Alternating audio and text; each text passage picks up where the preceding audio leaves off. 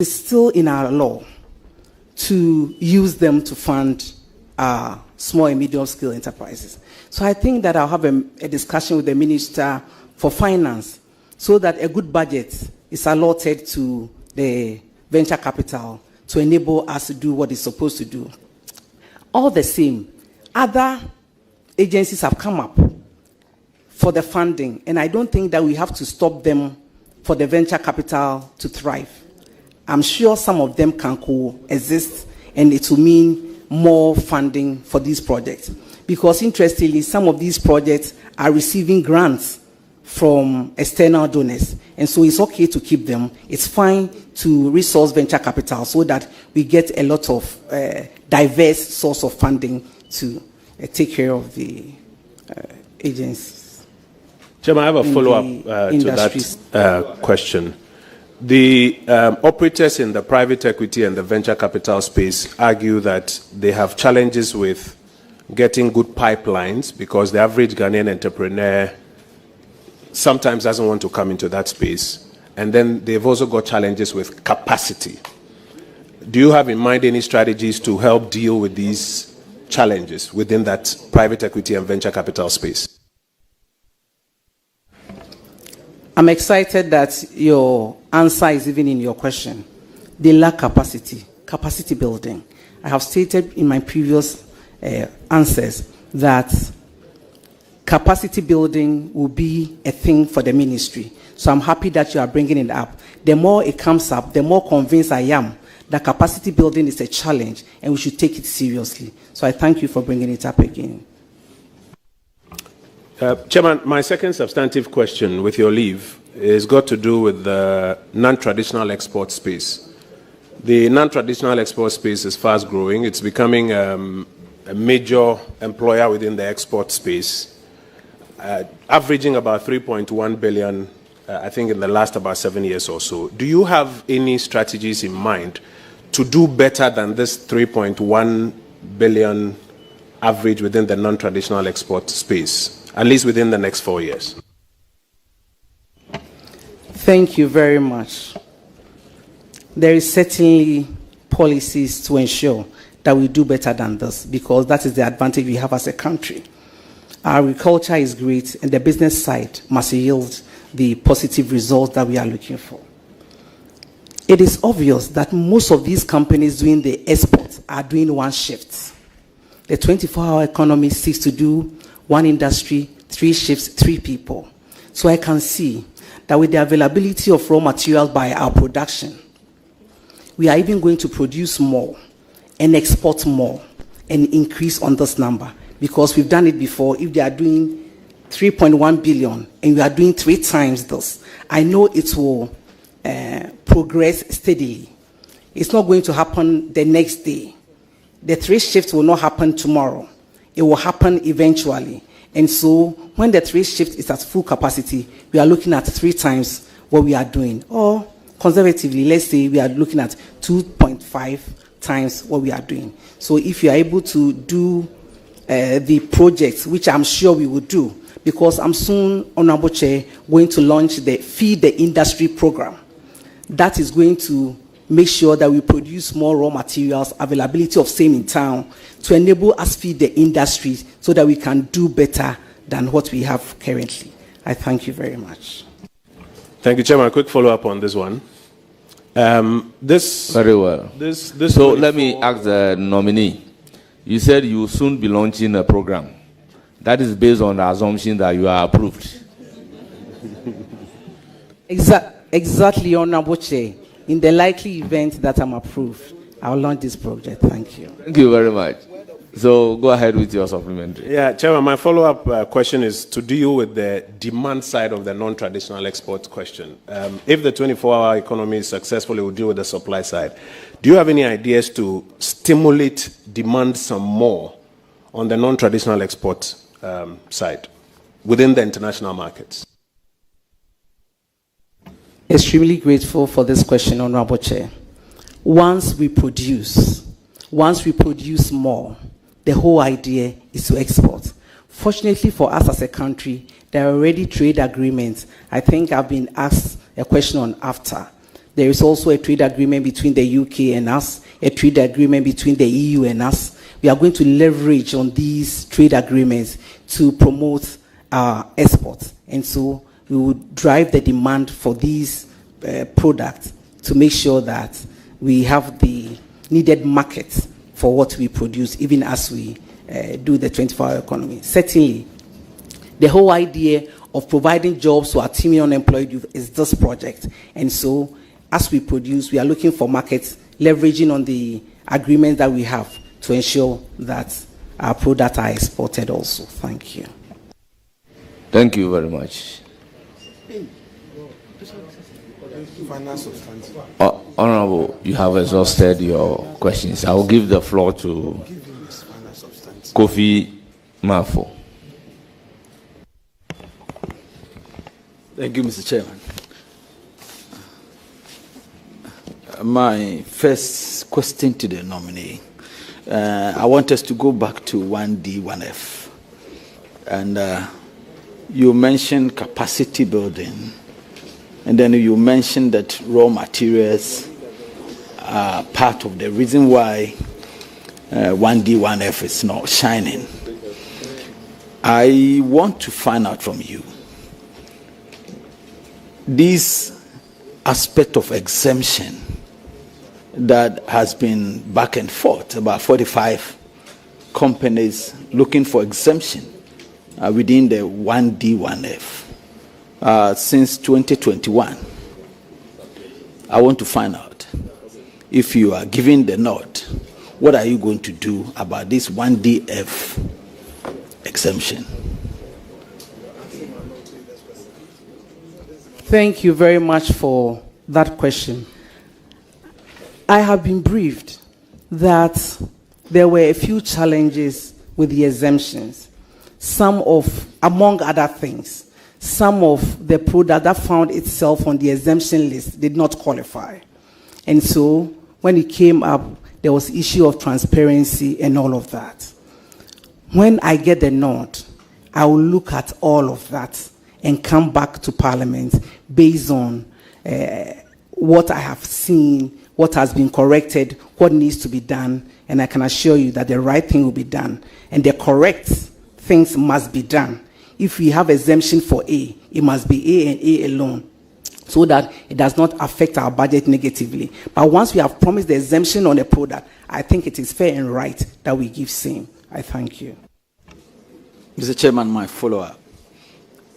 I want to ask this question, and the question is, you indicated that raw materials has been a problem for not only 1D, 1F, but for export manufacturing.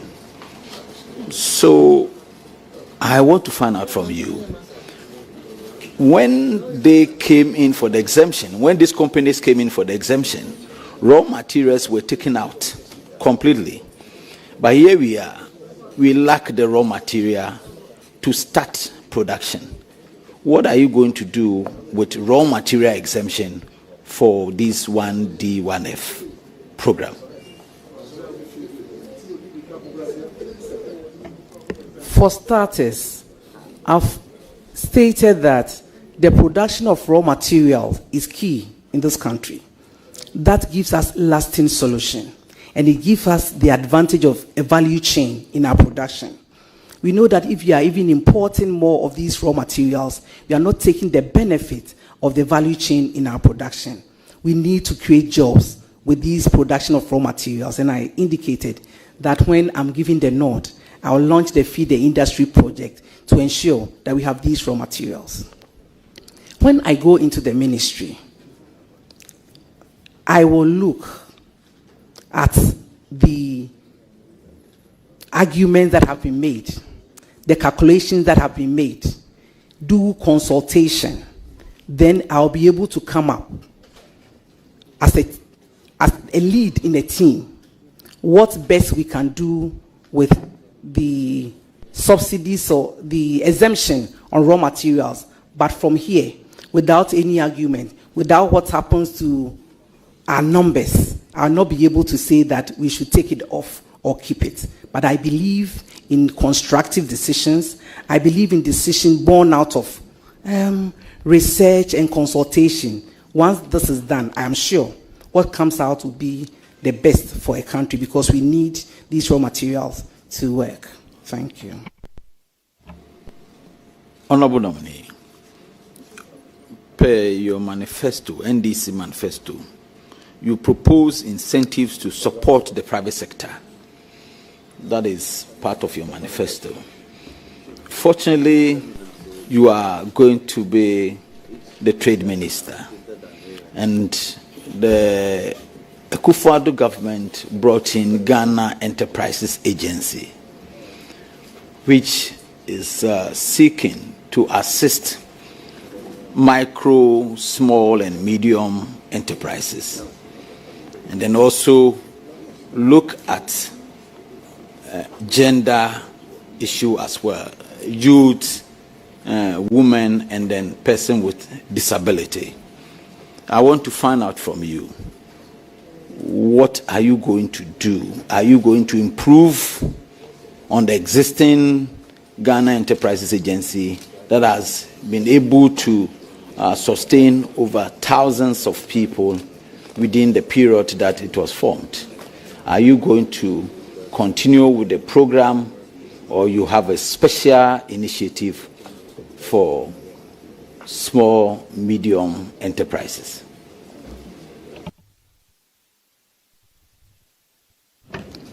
Thank you very much. The LI for GE, LI 2470, even deals with micro. And so I think it is a law for Ghana. It's an institution in Ghana. And all we can do is to improve. I don't see anything wrong with it as I sit here. But anything that is being done can be done well, as you have said.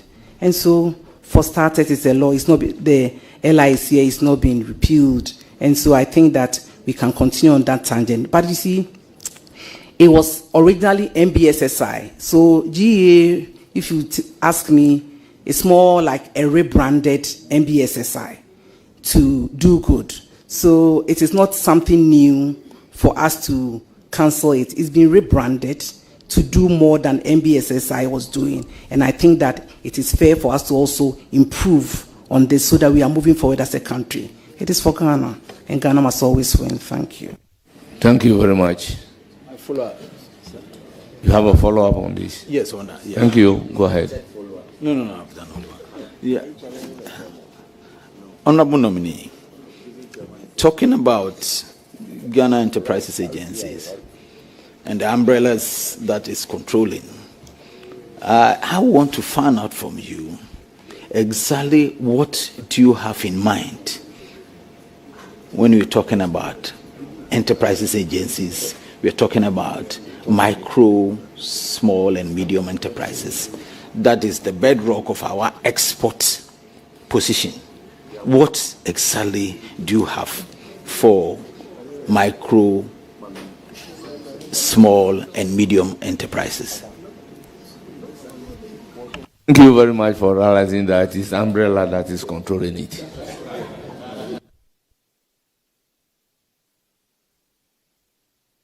Please, your answer to the question.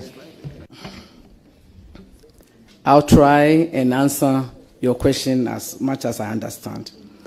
If you say, what do I have in mind by talking about micro, small, medium scale industries, it's already decided by law.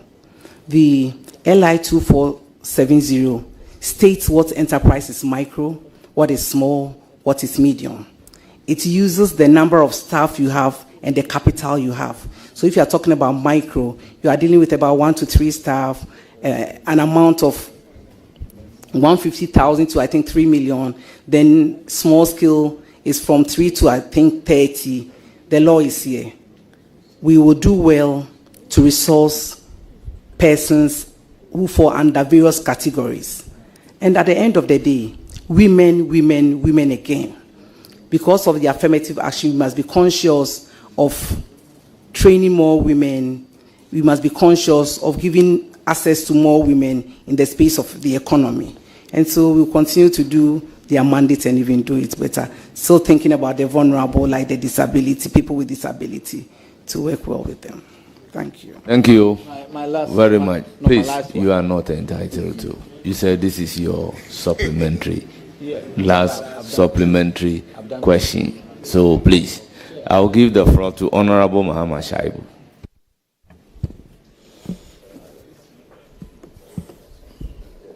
Mr. Chairman, thank you so much. Council, congratulations. Thank you, Honorable Chair. In recent times, we saw the exit of blue chip companies from our market. Painfully, they didn't go far. They were just hanging around our neighbors, Nigeria, Cote d'Ivoire, and Togo. Aside the high interest rates and the falling fortunes of the city, there are also business bottlenecks and bureaucracies. The NDC manifesto has stated clearly that we will reduce bureaucracies, promote transparency, simplify administrative and regulatory processes, and above all, uphold the rule of law in business. For me, these are key aspects of promoting business, a clean business environment. How would you help the government of the NDC to implement this, to promote business? Thank you. Thank you very much. It is correct that cost of doing business in Ghana is high. Cost of production is equally high. And so, under a 24-hour economy policy, the government is going to do some interesting things that reduces the cost of doing business and cost of production. Government will be looking at time of use metering, because industry players have complained about the cost of electricity. And with the 24-hour economy, the time you use electricity will state how much you will pay. If you are using electricity in the evening, you are paying less. If you put all together, you are reducing the cost of your electricity and water. And so, cost of production will come down. Again, with the 24-hour economy, you'll be producing more. And you know, the more you produce, the cheaper it is. As we speak now, most industries are running one shift. And even in the one shift, they are not able to produce to full capacity. With the availability of... Honourable members, order. Let's listen to the nominee in silence. With the availability of raw materials, we'll be able to feed our industries. You know, these companies live because they have to import raw materials. And so if we put all these things together, in addition to the fact that, as for the rule of law, you know, it's synonymous to Excellency John Dramani Mahama. Perfect. And in this case, I'm stating his attributes. It is not in comparison with anybody. 100 people can be good.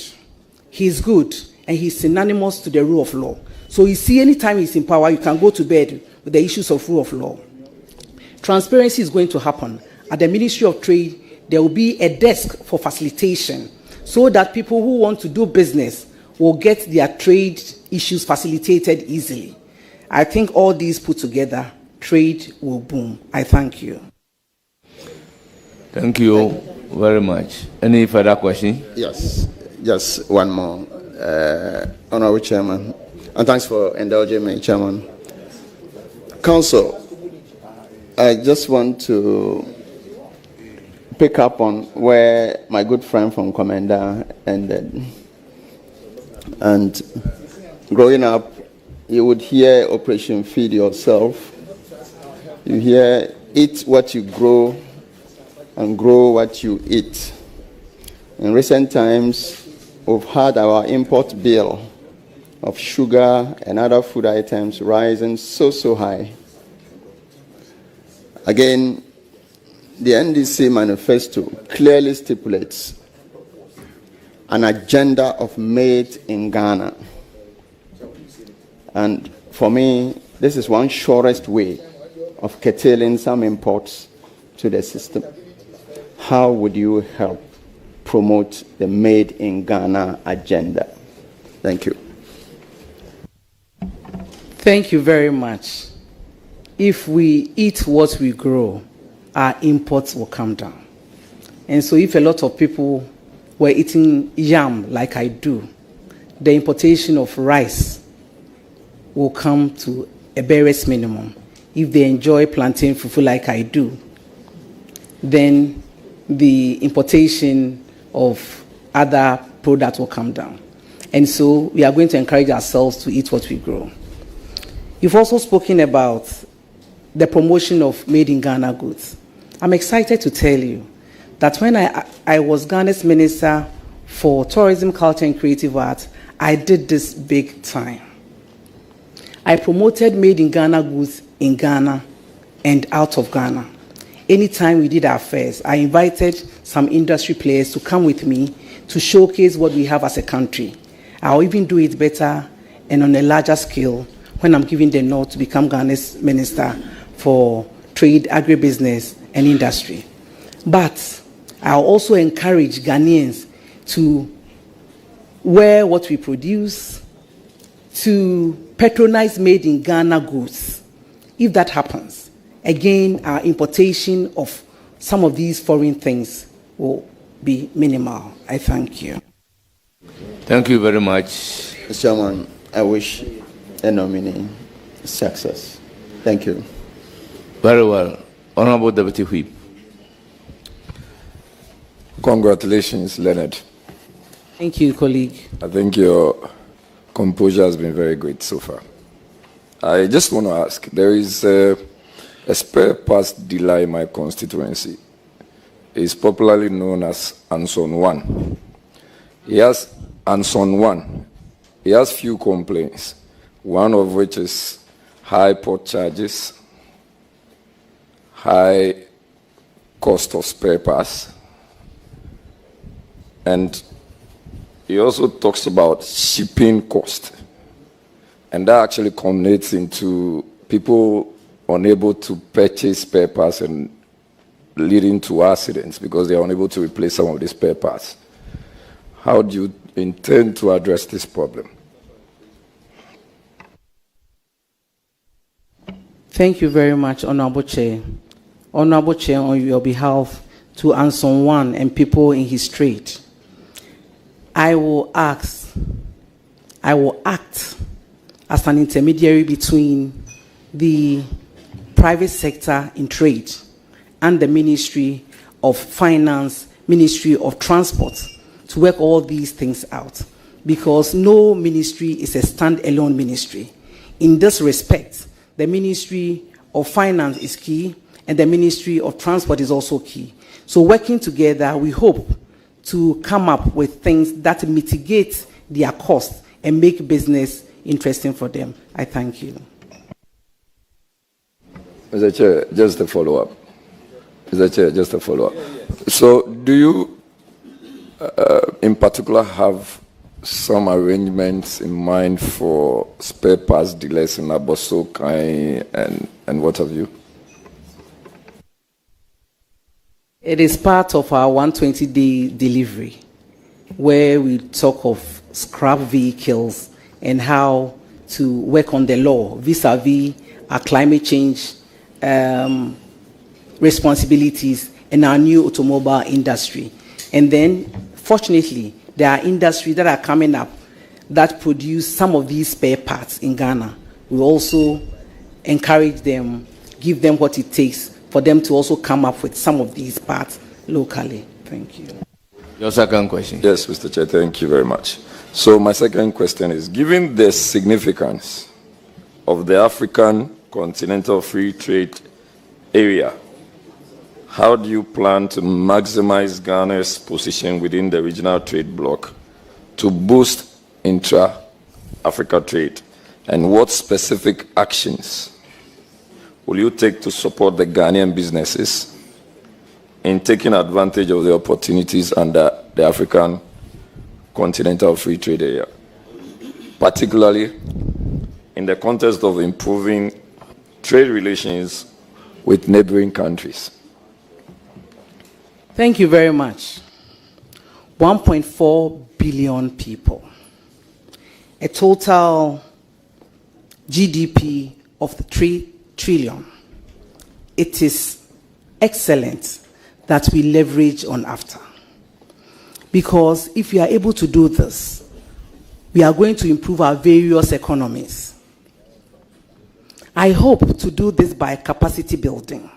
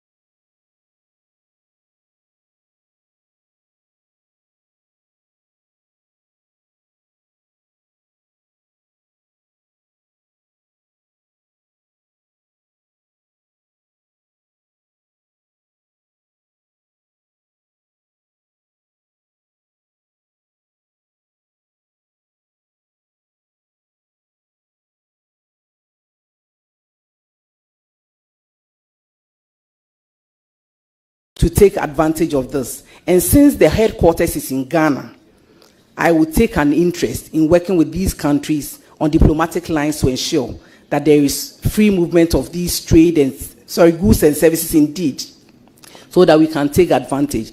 In respect of the 24-hour economy, our business is to take advantage of AFTA and other trade agreements so that we can export most of the things that we produce. And so I think that these are some of the measures that we'll put in place to ensure that we benefit from AFTA. Thank you very much. Your last question. Thank you, Chair. So a friend tells me the 24-hour economy is abstract. And we are also considering issues of synergizing industrialization and the trade sector. And then looking at the one district, one factory initiative, how do you intend to bring some value addition to all of this? Thank you very much. There are low-hanging fruits with 24-hour economy. And I'll use my constituency as an example. Techman North. We have a company called Oberpark. It is into the business of adding value to onions, ginger, tomato, and what have you. We also have Tubodom. We have Arowa, where we produce a lot of tomato and pepper. These are rain-fed agriculture practices. Again, they are not into commercial contract farming. Can you imagine that under the 24-hour economy, when you give me the nod, and I launch the Feed the Industry program, and we are able to resource farmers within this enclave to engage in commercial contract farming in tomato and pepper, Oberpark will automatically do a 24-hour shift. One job, 3 people, 3 shifts. It will happen because there will be availability of onions, so much so that one shift cannot work on it. You need more shifts to do it. So you see how practical this is. And it will create a lot of jobs in that locality. Akomadan has a lot of tomatoes. If we engage them to enter into commercial contract farming, they will be able to feed Oberpark. And then the 3 shifts will happen in earnest with availability of raw materials. So this is a practical policy, easy to execute, and we are going to do exactly that. Thank you very much. You have exhausted your 3 questions, but you want to follow up on the 3rd one in relation to 24-hour economy. Please do. Yes, Mr. Chair. Thank you very much for your goodness. Mr. Chair, just to find out in very plain terms, what does it mean to say we have a 24-hour economy? Thank you very much. I would say that relative to the Ministry of Trade, Agribusiness, and Industry, we will have a 24-hour economy when our industries are producing around the clock. And we've said that that will happen in 3 shifts. And so, if you have Oberpark and other companies, manufacturing companies, working 3 shifts, they'll be working within the 24-hour economy. That is in terms of the ministry that I've been nominated to head. In other economies also, or in other areas like banking, like other government institutions, they can do more than a shift. The passports, the DVLA, they are all companies that can, or they are all agencies that can do the 24-hour economy by working more than 1 shift. And so basically, the 24-hour economy is when we are all working and we are working around the clock. That is jobs that can be done around the clock. It doesn't mean that if you are a tomato farmer, you should be working 24 hours in the bush in the night where there are no lights. But it will happen to where you can work 3 times. It will happen at where you can work 3 shifts. And so we say 1 job, 3 people, 3 shifts. Thank you. Thank you very much. It's now the turn of... Yes. Okay. Just wish you well, and I pray everything goes well for you. Thank you. Thank you very much. It's now the turn of Honorable Patrick Yaobuama. Thank you very much, Chairman. And let me congratulate my sister on her appointment. But I have 3 very difficult questions for her. Let's see how she deals with them. That's how come I'm packing my stuff well, so I can have a very close look at her. Lizzie, we want to increase government revenue, and the best way to do that is to increase our exports, which will go a long way to have a stronger or better effect on our currency.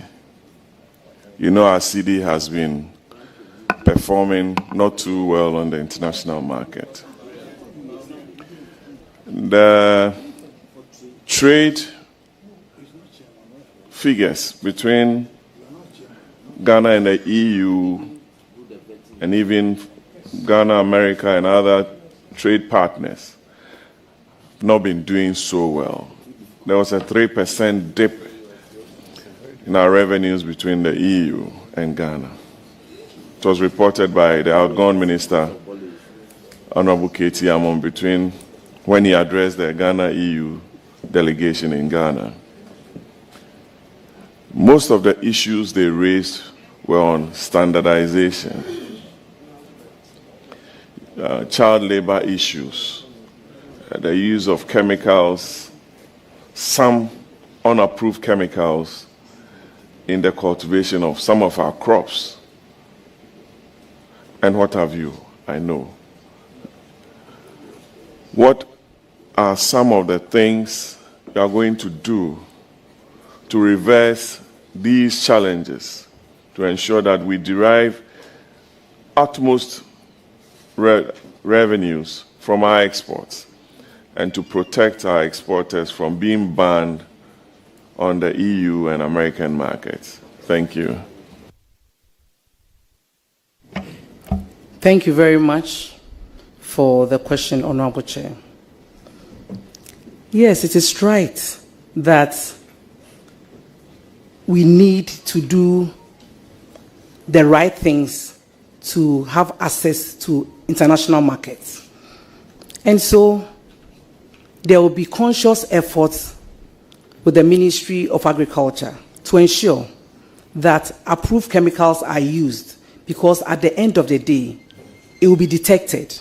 And if you work so hard and your produce and products do not land at the international market as you intend, you'll be doing yourself a disservice. And so we will work on the approved chemicals so that at the end of the day, we will qualify and social protection and children and social protection to ensure that the issue of child labor is addressed. As for standardization, we need to up our game as a country. Sometimes, lack of knowledge. And so if we do capacity building, we should be able to fall within the standards. When all these things are done right, our exports will go up, the intended revenues will be received, and then at the end of the day, we will have a stabilized economy. Thank you. Thank you. Chairman, I don't have a follow-up question on that. I'll go straight to my second question on cross-border trade challenges.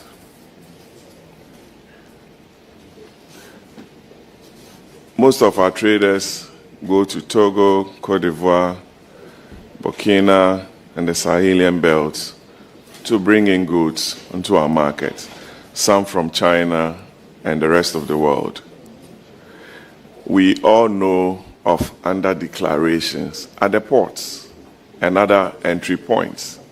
You can blame the politician, you can blame government officials, high-ranking ones and low-ranking officials, traders, the security agencies.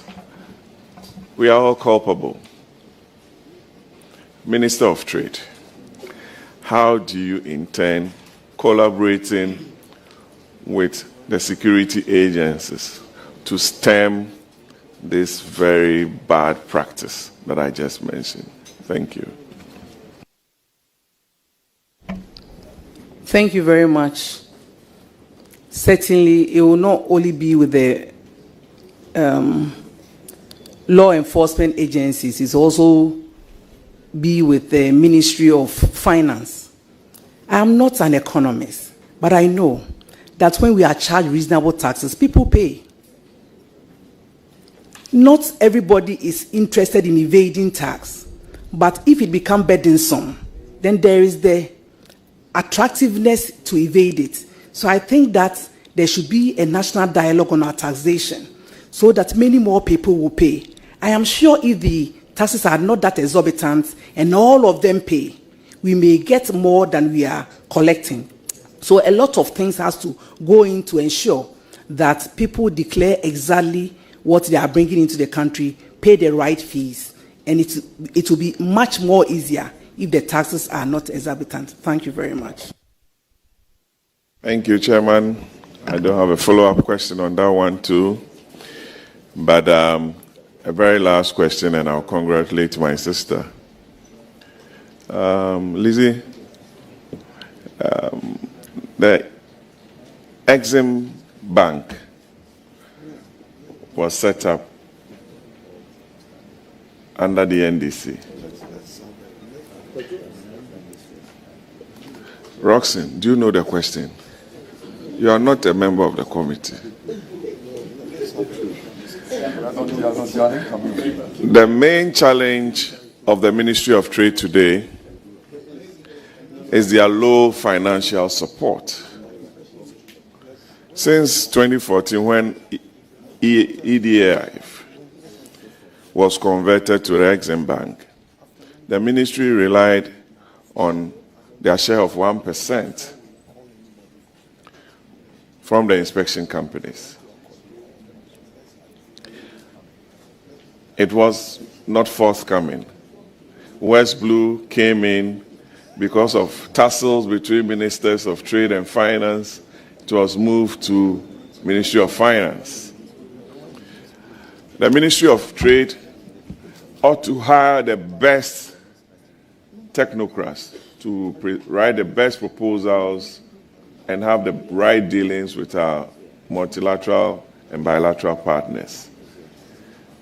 How are you going to reverse this trend to ensure that you get the best of sources in terms of personnel and even cash from the Ministry of Finance to hire the best to assist you achieve all the laudable objectives under your manifesto, printed in green.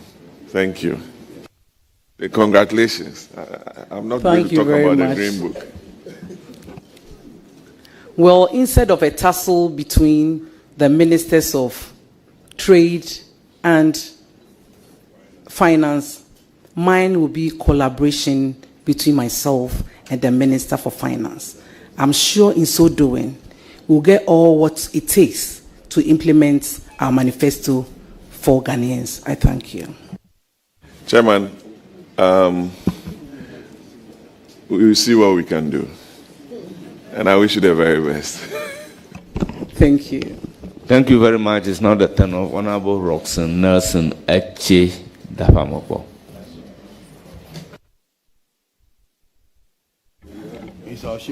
I'm a bona fide member. Chairman, thank you very much. Oh, that's opposition attack. You know, opposition attack. Hold on. Speaker, do you know the capacity in which you ask your questions? Please, Honorable Roxanne, proceed. Chairman, thank you very much. Auntie Lizzie, you are welcome and congratulations. Thank you. Yes, I know your abilities, and I know that this particular ministry, where the president saw it fit to add agribusiness, you will deliver. I thank you. You will deliver.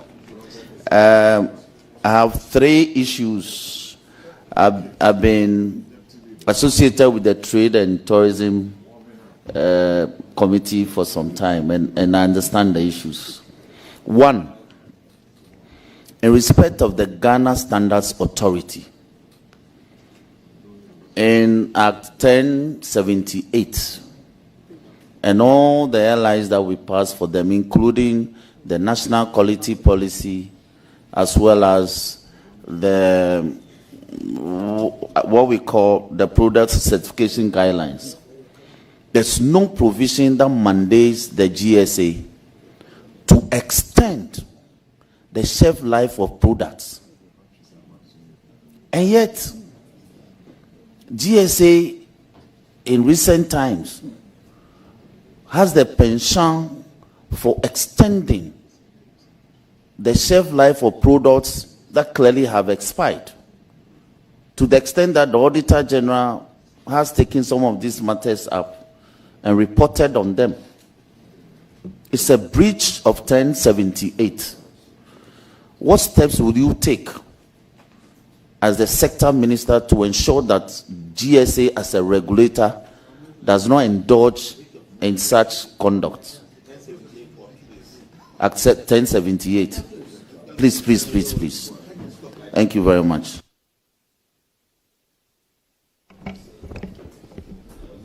Thank you very much.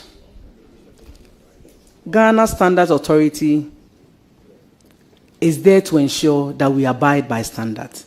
It would be ironical for them to be flouting the rules of standards. I have not seen the report, but I'm sure when I'm giving the nod and I assume work at the ministry, I will take note of this dealing and ensure that no illegality is condoned in any of the agencies that will be under me. Thank you. Any further questions? Brilliant. Chairman, that is so. My other concern is in respect of reports regarding dwindling revenue mobilization efforts at our ports and across our land borders in respect of the use of ICOMs. It's on record that from 2003, when the DEN system that was in place, the GCNet system, in 2003, GCNet made 249 million. In 2004, it did 603 million. In 2011, it did 3.7 billion. In 2012, it did 4.7 billion. 2015, it did 9.7 billion. 2018, it did 16.3 billion. But since it got replaced, the performance of the ICOMS, the new system that has been installed, has downsized in terms of performance and revenue generation. As the sector minister, and in consultation with the minister responsible for finance, will you consider reviewing this policy and to reinstate GCNet as it is? Thank you very much for the question. It is obvious that I've not gone to the ministry yet. Again, it is also obvious that we don't know the reason for the dwindling numbers. There is nothing at this point to tell me the reasons why the numbers have come down. And so once I start work, when I'm giving the nod, I'll look into it and make sure that at the end of the day, Ghana is the winner. Thank you. Thank you very much. Any further questions? Yes. My final question. That's a brilliant answer, I must say. Now, my constituency is South-Dine. We are quite rural.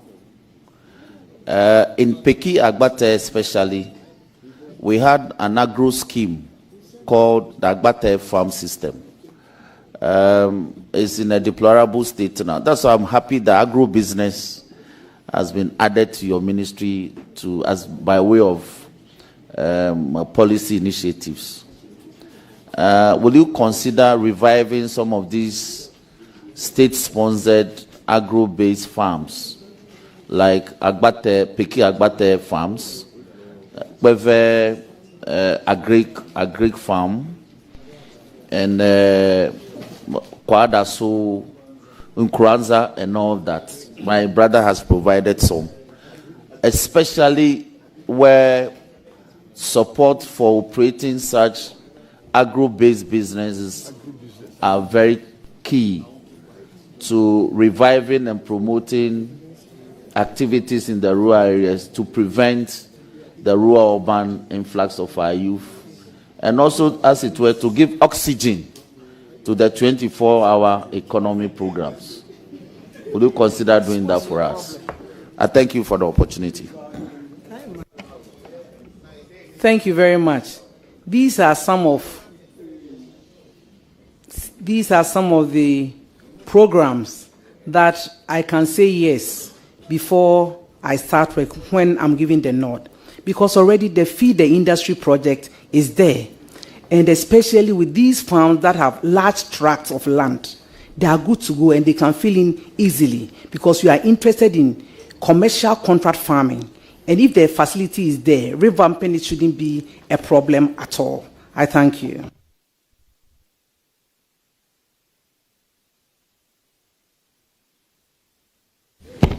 Chairman, thank you very much. That will be all for the nominee for me.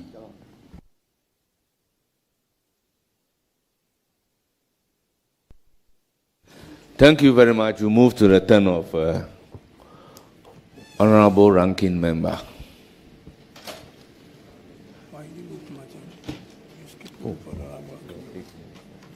You just come. I'll come to you.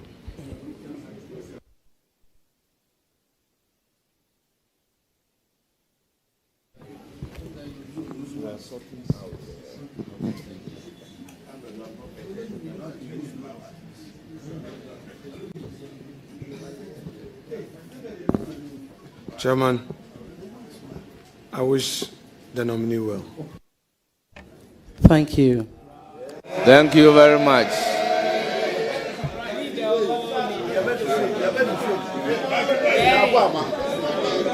I now give the floor. Order. I now give the floor to Honorable Ricket Hagan. Thank you, Mr. Chairman. Honorable nominee, Mrs. Elizabeth Ufosu-Ajare, congratulations. Thank you very much, Honorable. Looking at your CV, your experience and background, I know you will do well at the ministry. May God bless you, and I wish you well. Thank you very much. Thank you very much, honorable members. For the Minister Designate for Trade, Agribusiness and Industry, the following guests are seated to give her moral support. Nana Kweku Jan Broko II, Ofuman Traditional Council. Ofuma Traditional Council. Nana Yebua Kokua III, Auruwahini and Jasehini of Techima Traditional Council. Nana Fosu Opoku Jiabo II, Kwasi Hini and Maurehini of Techima Traditional Council. Maurehini. Very well, very well. I will base it on your pronunciation and move on. 4. Nana Kwesi Konedu, Ayasu Hini. 5. Nana Kwesi Chui Brimpong II, Masidan Hini. Nana Yebua Ameyao II,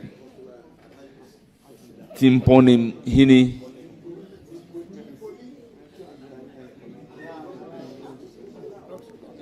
Nana Yebua Ameyao Kokoroko Hini. Nana Intim Abua Tuabore Tuabodom Manhini Tuobodom Manhini Adontihini Techiman Traditional Council. Dr. Lawrence Ofosu-Ajare, husband of the nominee. Most Reverend Father Pius Frimpong, Our Lady of Calvary Grotto, Techiman. Justice Dennis Ajay,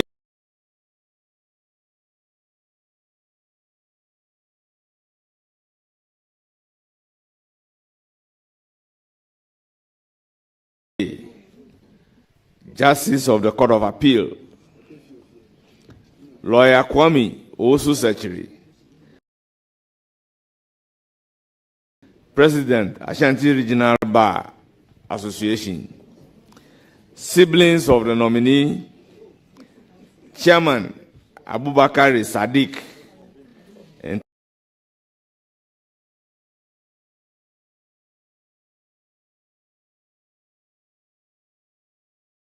Techiman North Constituency Executives. Honorable Annie Osei Okra, Mr. Agolozo, former NDC chairman, the representative of Guta and representative of Association of Ghana Industries. You are welcome.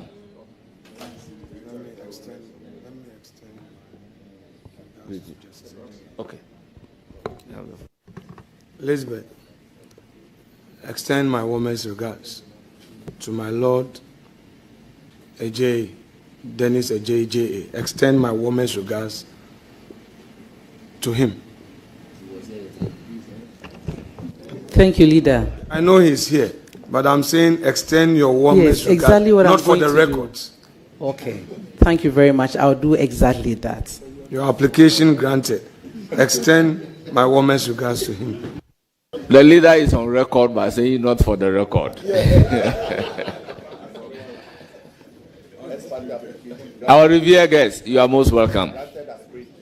Nominee, we thank you very much for attending upon the committee and answering the questions in a very composed manner.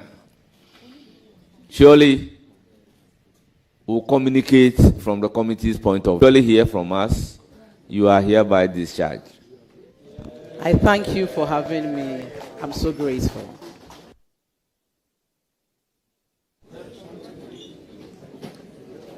Honourable members, is accessible on the go. Access your favorite daily graphic and our weeklies The Mirror, Graphic Business, Graphic Showbiz, Junior Graphic, and Graphic Sports on Graphic News Plus app. It's the digital replicas of our work. Download Graphic News Plus app on the Google Play Store, Apple App Store, and available